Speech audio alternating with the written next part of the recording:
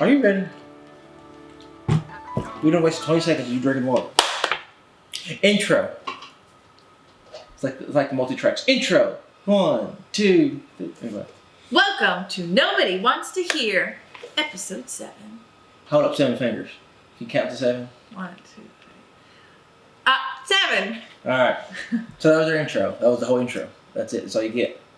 So we had July 4th this weekend. I was trying to think of something clever. I couldn't think of nothing. I still can't think of nothing. Huh. Anyway, so our fireworks, we went to 1, 2, 3. 3.5 shows? Well, yeah, Because last night didn't count. We didn't see them. we had lightning at least. That counts as something. True. So we found a new home minor league baseball team. At home in Malden, Kentucky, it's called the Bowling Green Hot Rods. Here it's the Kannapolis Cannonballers. Let's just say they play just a lot, don't they? They both lost. No, the Hot Rods won. They did? Yeah, they won by the same score. And you know what's so funny about the team they beat? What? You won't even guess where the team is from. Kentucky? No, they're from Hickory. Oh, the team that Kentucky played was from here. Oh, that's funny. Yeah. Suck on that Hickory. Hickory crawdads. So they won 4-3. We actually might run the show pretty quick because I only have meeting up to talk about.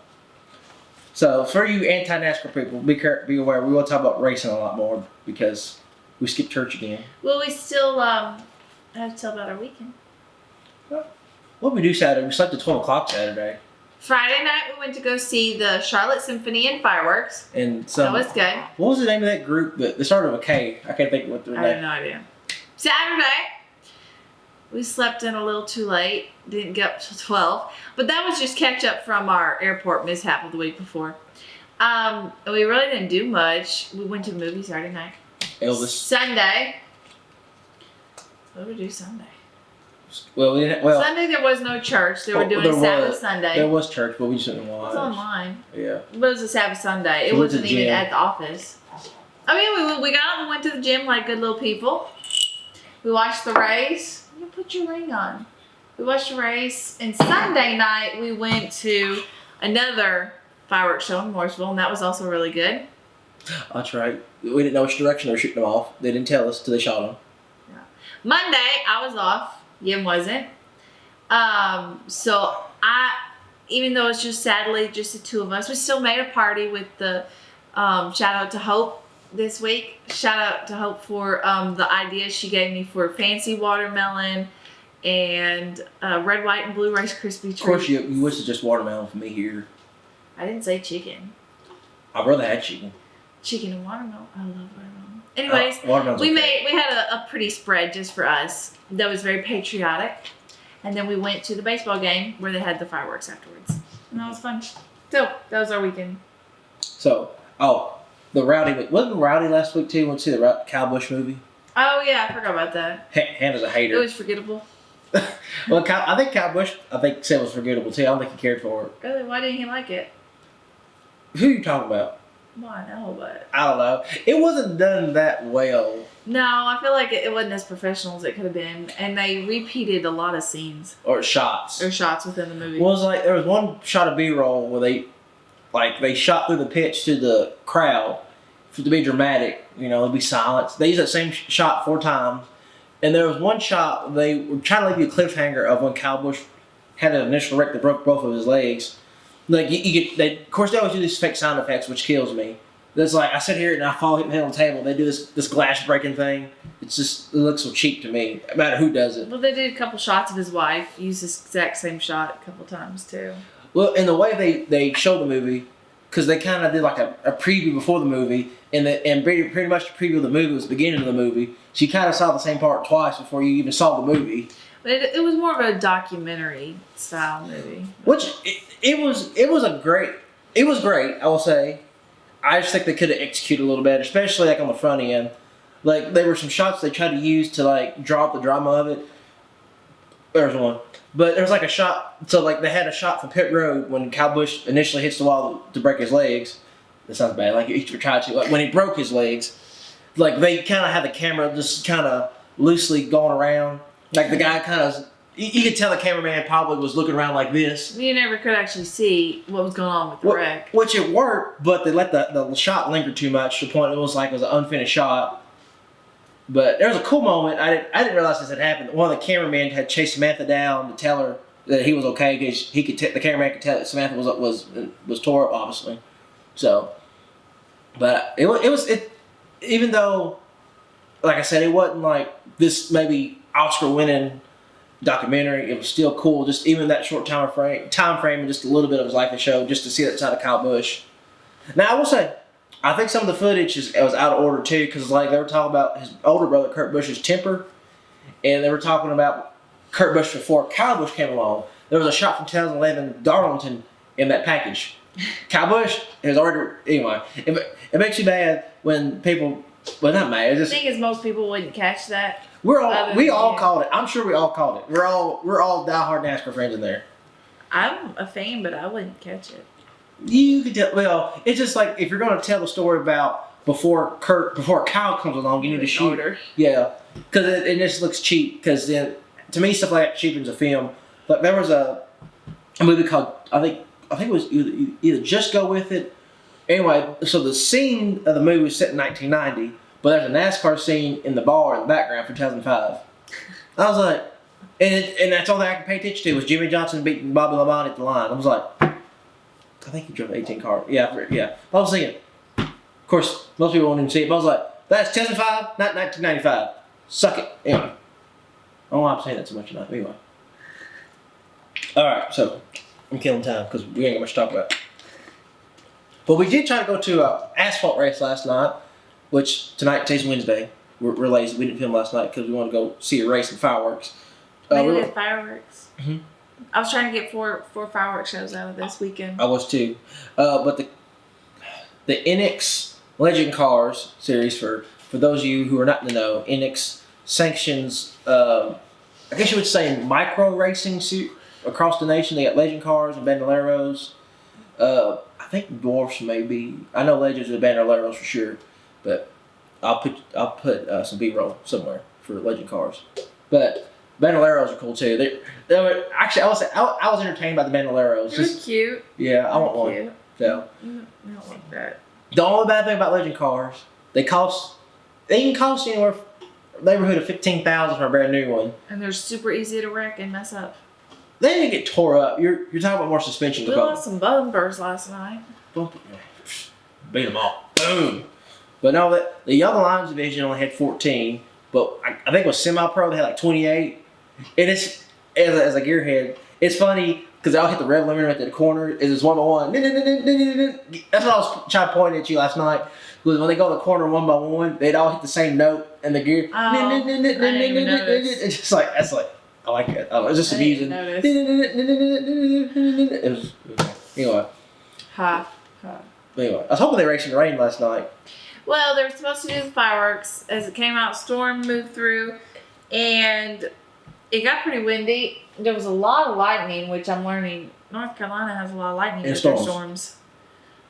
So they put it on delay. Eventually, about 9 o'clock, they said that they were done with the race. They were going to hold on the fireworks and see how the weather did. We decided to go ahead and leave because almost nobody was left by then, and it was a good call because they ended up rescheduling the fireworks for August 2nd. So. Well, they made a post about 9 o'clock. They were going to do them at 9:20. They're like 5 minutes later. So now, 5 minutes later, they canceled them and said they're going to do them August 2nd. So, if you're looking for something to do, August 2nd, the Cookout Summer Shootout, Legend Cars, Bandoleros, I believe that's all that's there. They'll be racing at the Charlotte Motor Speedway on the quarter-mile track in the infield. So come out there, $10 a pop, get entertainment. So And fireworks. Fireworks, it's championship night. No, what is it? They're fireworks. Oh, it's Fireworks. Yeah, if culture, it's fireworks. But they're actually fireworks. We ain't got time for the syllables. No, we don't. No, we don't. Fireworks. But anyway, 1, 2, 3, 4. All right. Now, I normally don't like to do this because I don't want to be one of those shows, but we'll talk about some NASCAR. So, for those of you who do watch NASCAR, and for those of you who don't, Noah Gragson had a little bit of temper tantrum at Road America this weekend with Sage Karam, I think it is his name. I never heard of the guy. So, Dora clear that apparently Sage Karam has a tendency to drive aggressively anyway, run people off the track. They said he doesn't. I can make sure I sit up now since I looked short last time. Oh, let me slow. So there's a red cardinal right there. But anyway, Sage Karam apparently has a tendency to be a rough driver anyway, and not to say pass, but run you off the track till he passes you. So that's why Noah Gragson was upset. So, however, when Noah Gragson got his revenge, just look up Noah Gragson, Road America 2022. You'll see the clip. Whatever. I don't want to copyright it here, but and Gragson takes a sharp right into Sage and triggers a 13-car pileup. It was like the whole field. Now, it's not funny, but it is kind of just. So Brandon Brown's injury. Do you know what his injury was? It was a groin injury. Oh yeah. It's not funny, but it's just like because he was like you can tell he was hurt. It's not funny when anybody gets hurt in anything, but just the fact that it was like that's not something you would think about when somebody gets out of a race car, a groin injury.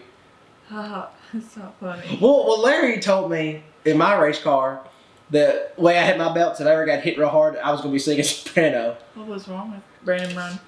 Well, I guess the belt might have just grabbed him in that area. But was he like hurt or? No, like I guess when you hit. Sore. Well, I'm sorry, the belt's probably grabbed like when the impact because he hit Daniel Hemrick pretty much just was dead on. So that's our sponsor. But anyway, I wish we had sponsored. Kind of like that post up earlier. Anyway, but so from a newer NASCAR fan standpoint, should Noah Gragson been punished immediately, or is the punishment he received today, Wednesday, enough? 30 drivers' points taken away from him, 30 owners' points taken away from Junior Motorsports, and also a fine of $35,000 for Noah Gragson. I also found out today that when a driver is fined in NASCAR, that the money goes to the NASCAR Foundation. The money is not a tax write-off for the drivers. You can't use that because obviously the penalty. But it does go to the NASCAR Foundation. At one time, it went to the Drivers' Points Fund. No longer does it. It goes to the NASCAR Foundation now. So, hey, I wouldn't mind if they put the money in their pockets anyway. They make the fine. I mean, they're supposed to be punished. I mean, so as a newer NASCAR fan, you think it's handled right, or you think more action should have been taken? Well, first I'd have to know why they wait so long. Was it just because they were reviewing it, or? Don't really know. I guess at that point they were just because you've had a lot of issues this last couple of years with drivers run over each other, whether it's Chastain, Larson, Joey Logano, Ty Gibbs is a big one. Gragson is really bad for it too. I personally think that waiting until today to do the fine was fine because it takes a couple days to review it, talk to him, talk to the other drivers, get the perspective of everybody to know for sure was it truly intentional or was it accidental. So I think it's perfectly appropriate to wait because it's only a couple days later. Of course, Monday was a holiday. And I think that's a very good fine because they all get a little bit rough and tough with each other. They all wreck each other. It's not much different from the others. The difference was it was a whole field pile up that it resulted in some minor injuries. So it's a little different. Yeah. But yeah, I think it's fine. And it's funny, somebody else was making this comment too about the Noah Gragson. So I'm not an old school fan. Obviously, I wasn't around when Earnhardt was around. But I was definitely in the peak, like 06 to now, of course. I see a lot of older fans were just some of those good old fans will say, get over it. I think, Larry, the guy who helped at Bowling Green, he had an incident at Clarksville Speedway where he wrecked in hot laps. Basically, the chassis did one of these numbers right here. So basically, that stuff happened. Wrecks happen. So no fault of his. It's just a racing incident. So we had to build a whole new car, and felt like a month, like the most boring thing ever. But it has to be done. So when people say, "Oh, like down hard wrecking people, so just get over it," I don't think they fully understand the complexity of like the cost, how much work goes in these things. And I'm sure they say they do, but like I said, I'm not a technically advanced person, but just a little bit I did Larry's car. It's not a fun process. Then I had my own car. Granted, I didn't do maybe what these guys do down the road at Hendrick, but if somebody had wrecked me on purpose on the two races I did, I'd probably been highly upset because that's your own money, my own elbow grease or whatnot, no matter how much it costs. I mean, I take pride in it. Dang, girl. I'm sorry. I'm almost done. I'll wrap this up in. All right. But I think there's a fine line between hard racing and then just being a prick. Like, What? well, that's can't say that on TV. I had to. Why? Well, Logano did to Darlington. Now, another thing that splits. Here's what splits the fans, though. If you love Hendrick, you're probably going to say, like how Larson tried to run Ty Gibbs off the track Saturday. If you're a Hendrick guy or Larson guy, you may say, well, that's hard racing. If you're anti-Hendrick, you'll say, whatever. That's another big part of it, too. It's not so much right or wrong. I think it's more who you're a fan of. It's like politics. It's like, not necessarily is it right or wrong, but it's like, well, it's my party, so I got to stick with it. Yeah. Like, I thought Noah should have been part. Larson, I'm a Larson fan, but I wasn't too happy with him running Ty Gibbs off. Because then it's like, it looked desperate. Like, well, I'm sure Larson's desperate for some good mojo this year, but that was a really desperate move running Ty Gibbs off. Even though Ty Gibbs probably years past would have done something like that. But clean. Yeah, it's clean. Mostly clean. But I think you start seeing, well, like a lot of experts will say, with this playoff format, you're causing more of an aggressive style of racing now because it's now when you're in. And NASCAR Cup Series has 14 winners now. 13 winners now. Is it 13 or 14? I think it's 13. 13 winners, probably 4. Anyway, so the way it works, if you win a race, you're automatically in the playoffs in each of the 3 top Premier Series. So realistically, you got 3 spots open. Ryan Blaney might have a spot if he's a regular season champion. Even without a win, he's automatically locked in. But I think it's kind of nature of the beast. Okay, I'm going on. I'm sorry. All right, go on. It's not you. All right. It's just. But with that, some people are saying Ty Gibbs is Cup Series ready because of beating a champion like Larson. People are also saying, will Tyler Reddick's first win on Sunday be the start of his winning ways? I think you're jumping the gun. I don't think you could base a whole career off the one weekend. What do you think? No, you can't. Because just because he won one doesn't mean he's going to win a bunch. Yeah. I mean, this was the first big breakthrough, but it was also on a road course, which is a little bit more of a free-for-all racetrack. A lot of first-time winners get their first win at road courses. Or super speedways. They're just a little bit different the way they're run. And this new car is like a whole new bear. And as far as, what's his name? Gibbs being ready for Cup, I heard that he was going to be kept in Xfinity for at least another year, which I think is good because he still has a little bit of growing up to do, especially when it comes to just his attitude in racing. He may be there skill-wise, but I think there's so many other aspects of the sport that you have to look at, and he's not quite ready in those areas. So. And I will say on the flip side, you can't hold him back too long because then he may lose it. Because there's some drivers who never get their chance, and then when they finally do get it, it's too late. Of course, he has connections, so I think he'll be okay. Yeah, but anyway.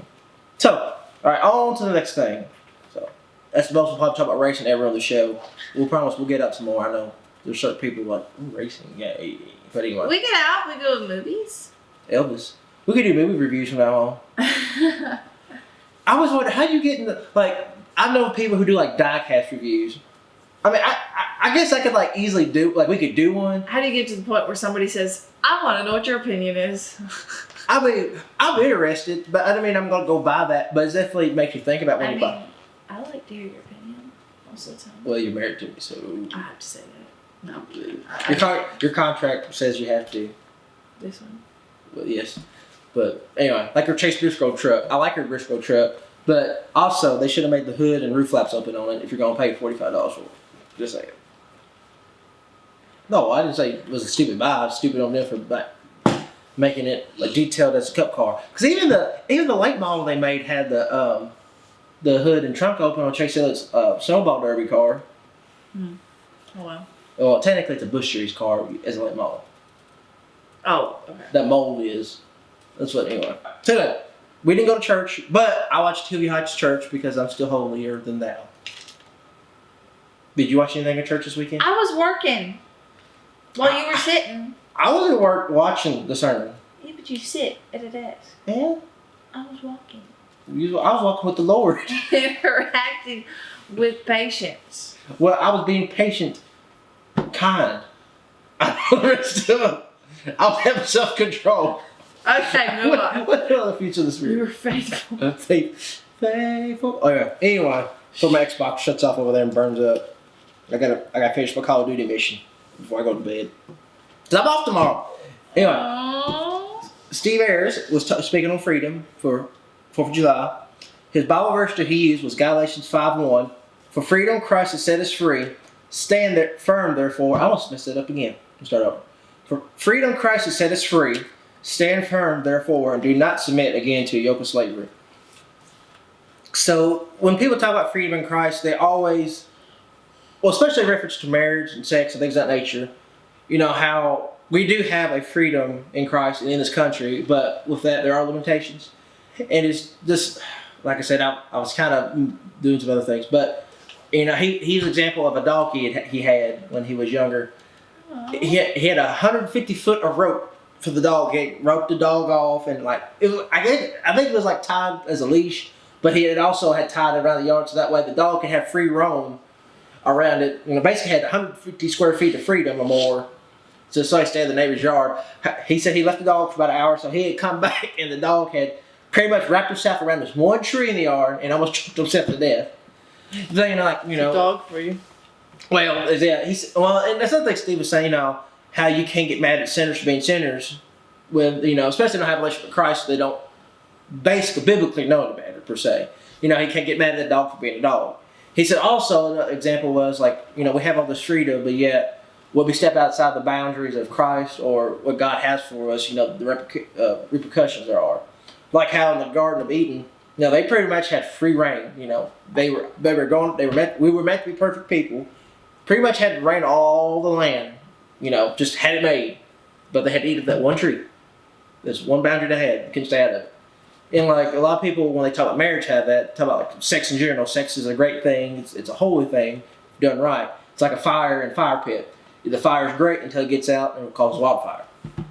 So, and that's called sin. Anyway, I thought I had more, huh? That's good. So I was like, so it's like something I heard before, but I think it's definitely speaks to our country now. If you live in America, you're one of the freest nations ever. But again, because especially not, well, problem is it's even Christians nowadays, they don't realize within freedom there are boundaries, and vice versa, within boundaries there is freedom. But we're like, with all the pride stuff and the abortion stuff, like I said, from a secular standpoint, like understanding those people, I get where they're coming from. They're not right biblically. I don't think they're right, but it's like I understand your platform. I understand where you come from. I mean, I agree with it, but I think if I don't see how. Here's a little like a yum thought. It's like obviously we had Jesus with us physically and God with us physically, you know, points in history. It's always funny to me how twisted the Bible, Christianity, and all that has gotten since generations. Of course, I think it is kind of like a telephone game. I tell you something, you tell somebody else something, tell somebody something. Granted, there's some things in Christianity that the neighbor's looking at me funny. There are some things in she's probably all these lights. I don't see a neighbor. She just walked through with a dog. She's like, "What they doing in there?" We're just filming the show. So, but anyway, there's things in Christianity that have gotten better, right? You know, obviously, the Bible was used for, you know, to force segregation and slavery, stuff like that. I mean, obviously that was wrong. But I think there are some aspects of being a Christian that have gotten better as time goes on. People have stuff revealed to them, but yet there's still some things in Christianity that have gotten worse, as far as like celebrity Christianity, churches that fly pride flags and support abortion, stuff like that, and just get behind things that really don't belong in church or should not have any parallelism with church. Just like Steve Ayers, story I forgot to tell last time. So Steve Ayers from Hillview Heights Church. So his Dr. Reverend Stephen Ayers, I guess he's a doctor, right? Yeah. Anyway, so here in North Carolina is another Dr. Reverend Stephen L. Ayers. So it's like, Steve, we found another one of you in North Carolina. I said, I know who he is. I said, don't go to his church. He's one of those rainbow churches. Like, oh, he said, yeah, who called him? Was it like some committee? No, they were at some conference thing. And he's like, I do not want to be associated with the rainbow Stephen Ayers. He said, just call me Dr. Stephen Ayers. And they was like, he's a doctor too. It's you messed out the part. So he said they called him. He said, excuse my French. He said, do you do gay weddings? He said, what? Said, what in the hell are you talking about? It's like Steve Ayers could say it. Of course, he's got little ears, but his little eyes get real big. What in the hell are you talking about? I love Steve. I love quoting that. This is funny here that from Steve. He's got a plate of chips and salsa in his hand when he's talking to us too. That is funny, but I love Steve Ayers. That's if you don't see Steve Ayers, that's just funny. That's great though. But anyway, that goes against everything I just said just then too about the boundaries and the freedom. But anyway, it's just. Man, it's just, I never thought we had this issue with churches, we'll say. No, and it's sad to see because I feel like churches have really lowered their standards as far as what morals they adhere to in order to be more popular or more accepting. Which you still accept the people that come through the door, but you don't accept the sin. You love the person, not what they do, and that's part of why you don't support and fly the gay pride flags and whatnot, just because that's not what Christ would have done. Well, I always wondered, like we've had discussion about bigger churches. And it's like if a church that's, we'll say, a more well-known church, like an Elevation or Hillsong, this is not talking against them. It's just, for example, say there's certain sins within those churches that are, we'll say, endorsed by people on staff or in the congregation.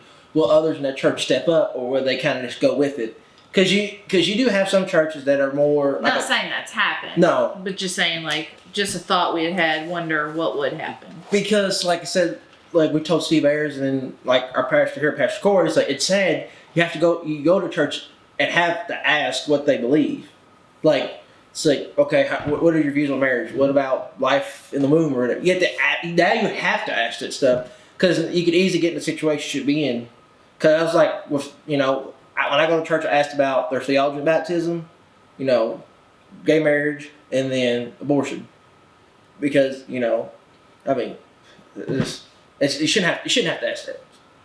You shouldn't have to ask about marriage and abortion stuff. It should be cut and dry. And it's like I know people have left our former home church when a pastor was, in the youth group had spoken about, traditional marriage. Well, traditional is actually a bad way to put it. Because traditions aren't what save you. It's that's the bad way to put it. Between one man and one woman. Yeah, biblical marriage. That's the bad way to put it. There you go. Traditional is not the way. Biblical marriage. He talked about biblical marriage, like how it's one man, one woman. I was like 2 or 3 couples in the youth group who left. They didn't like what he said. It's like it's between them and God, but at least the pastor did what he was supposed to do. And it's sad, like I said, even in politics, we felt like, say you did have a straight up politician who was a genuinely good person and didn't care about the money and stuff. I don't feel like they'd win office. If they don't have a good like a WWE personality. People think that's what they want until they get them, then they refuse to vote them in. Well, and like these two, whether how you vote these last presidents, this one, this current one, the past one, I think they've bought into personalities and to basically like a wrestling character, or just I don't know. They haven't bought into okay, what actually are we gonna get done? They just bought into personalities and like a celebrity, basically. And the people who vote those two people in will say we don't want celebrity presidents, but you pretty much voted 2 in, regardless of how you vote. Like I said, we're conservatives, but at the same time we're not like most people. We don't care who you are. If you do something stupid, we're gonna say it. We're gonna tell you to do something stupid. I don't care what color, how you vote. If we like you, especially if we dislike you, we're probably gonna call it out. Actually, if I like you, I'm gonna call it out more. Actually, just the fact that I know you can take it. But anyway, that was on the script. That was pretty good. That made the show longer because we had to cut it out because somebody couldn't. Anyway, it's gonna get 10 views, whatever. But anyway, I need one of those. Nope, that's the wrong one. Well, I wrote a song for work. Anyway. Grab it. Anyway, so this is the end of the show. I know it's just a train wreck. I hope this thing is still recording because it should be. Anyway, so had a new single come out last Friday. It's called "The Father Speaks." Apple Music, Amazon, Bird, Spotify. That's the one. And it's now correctly priced on iTunes because the song is 10.5 minutes long. That's why it was priced at $10 because of how long the song was. Oh, I thought it was a couple songs. But that was an album, so because that's like 3 songs worth, 3 or 4 songs. So I got the price corrected. So if you do want to buy the single, which I would like you to do, it's $1.99 on iTunes. $1.99. That's as low as they can get it. I ain't paying that. Oh, but just because it's so long? That's funny. I ain't paying that though. Why? Because I have access to you. I listen to it for free. Whenever I want. Cheapskate. Anyway. I would buy it to support you. I was talking to them. Support me. It just goes back into the same bank account. That's what I'm saying. Apparently somebody didn't listen to marriage class. It's hot now. We're getting these lots are getting hot. Let's end the show. All right, we're gonna pray out because we need it. Since it's a lot better than last week, I'll say. Yeah, you do. Huh? Yeah, you do. What was it? This Monday we came back from North Carolina. Last Monday. Wait a minute. Oh, Oh, I know what we didn't say. Looking forward, what do you have this weekend? Oh. I'm going to Atlanta this weekend for the Cup Series race. No, well, for both races, but I'm going to Atlanta for NASCAR this weekend. Yeah. They're going to let you shadow in whatever, something or other. I'm going to need a shadow. As hot as it's going to be down there. Yeah. So. Got you some sexy sleeveless. But are you going down there? No. Didn't know. And I'm going to get homework done and lots of cleaning. The cleaning part, I believe. You don't believe the homework? I've got 3 weeks, and your mom's going to be here during one of those weeks. I've got 2 weeks, 3 weeks to finish. Lord, everybody pray for everybody. Stretch your hand out. Please. And do prayer. Get your anointing oil. Get your Crisco. Get your Briscoe. All right. Got 5 lessons left. All right. Well, I'll pray so that way you can get your little 5 lessons that you won't do tonight. I'm going to bed. Girl, it is 7:00. Not bedtime. When I told them at work I'm old. I go to bed 9. We need to wrap this up because if you look at the YouTube algorithm, you can tell when people start tuning out. It gives you a little graph. Okay. 100%. Okay. Boom. It's like the 6-minute mark. People drop out. I told you. Boo. What you told? I told you people don't like to listen that much. Like that far. They watch the beginning. I'll just skip through something though. I usually want to hear the whole thing. If we were filming. I'll be quiet. I'll be quiet so we don't run out of film. Oh gosh, this show. Oh gosh, this is going to crap. Oh well, you pray. No, you pray. You pray. You pray. Pray. You pray. Oh, you know, like, Lord, thank you for this beautiful moment. Thank you for the little silly show, and just pray for safe travels to Atlanta. That I can shine your light as I'm down there, and I pray for everybody listening that they're able to just have a moment of freedom and relaxation. Just listen to 2 little North Carolinians just talk about nothing. And I pray that those that are all listening who believe in you and truly follow you will shine your light to those that are around, and not with anger, not with hatred, but with the love and mercy that you show. You know, be firm in what we believe, but at the same time, be graceful and merciful as you were. Bless this great nation that we live in. We're so thankful to live here. Bless all those in power and in office, that even the ones that we did not vote for, still give them the same wisdom that we would love the ones that we do vote for and cheer for. Let them have the same wisdom that comes from you, because politicians and legislation can't save this country, but you can. In Jesus Christ's name we pray. Amen. Do the outro. Together. 1, 2, 7.